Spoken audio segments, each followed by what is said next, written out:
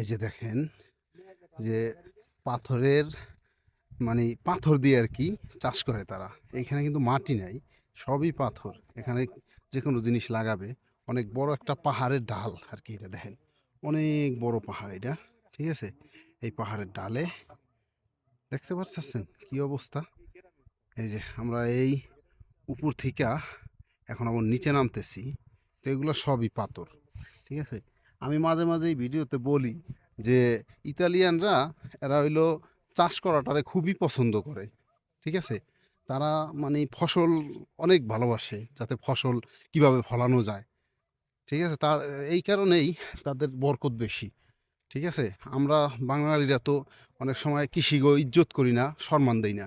কিন্তু ইতালিয়ানরা যারা কৃষিকাজ করে তাদের মনে করেন প্রধানমন্ত্রীর থেকেও বেশি সম্মান করে।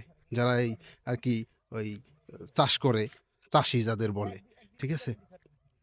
এই যে এই অবস্থা দেখছেন, কোন নিচে নামবো আর কি আমরা, এই নিচে থেকে তারপর আবার উপরে উঠতে হইব। আমি একটা বরফের পাহাড় দেখার জন্য যাইতেছি, মানে ওটার উপরে বরফ পড়ে রয়েছে অনেক, ঠিক আছে? এই কারণে আর কি যাওয়ার উদ্দেশ্য।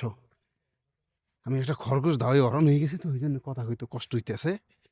এই দেখছেন, এই যে দেখেন নিচে নামতেছে আস্তে আস্তে, কত সুন্দর, মানে কি আর বলবো, দেখতে যে এত সুন্দর লাগতেছে, পাহাড় আর পাহাড়, খুবই আনন্দ লাগতেছে যে এরকম এই ধরনের সিনারিগুলো আমরা ওই ছোট থাকতে দেখা যায় মুভিতে দেখতাম, কিন্তু এখন বাস্তবে আইয়া দেখতেছি, ঠিক আছে? কত সুন্দর যে লাগতেছে, বলার মতো না।